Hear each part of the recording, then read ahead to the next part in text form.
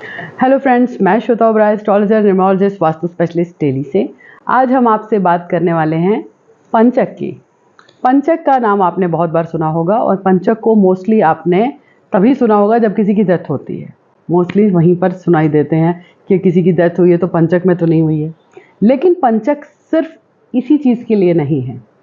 पंचक में जो भी चीज़ होती है वो रिपीट भी होती है।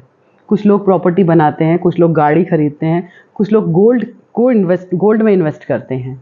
पंचक क्या है? पंचक है चंद्रमा का किसी खास 5 नक्षत्रों के ऊपर से गुजरना और पंचक का निर्माण करना। वो 5 नक्षत्र कौन से हैं? 5 नक्षत्र हैं धनिष्ठा, शतभिषा, पूर्व भाद्रपद, उत्तर भाद्रपद और रेवती। ये वो 5 नक्षत्र हैं जब चंद्रमा इनके ऊपर से गुजरते हैं तब पंचक लगते हैं।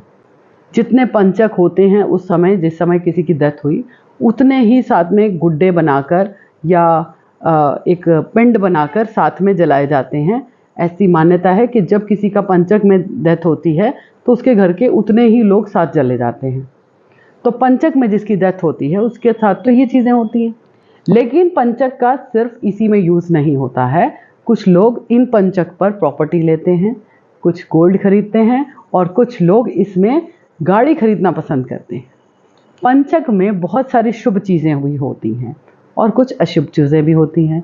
जैसे मंगलवार को पंचक खरीदने वाले को अग्नि पंचक कहा जाता है। अग्नि पंचक अच्छे नहीं माने जाते हैं। उसी तरीके से जब शनिवार को पंचक लगता है तब उसे शोक पंचक कहा जाता है, रोग पंचक कहा जाता है। उसमें किसी तरह की हेल्थ इशू आती है। उसी तरह से अगर बुधवार को या शुक्रवार को पंचक शुरू होते हैं, शुक्रवार को जो होते हैं उसे चोर पंचक कहा जाता है।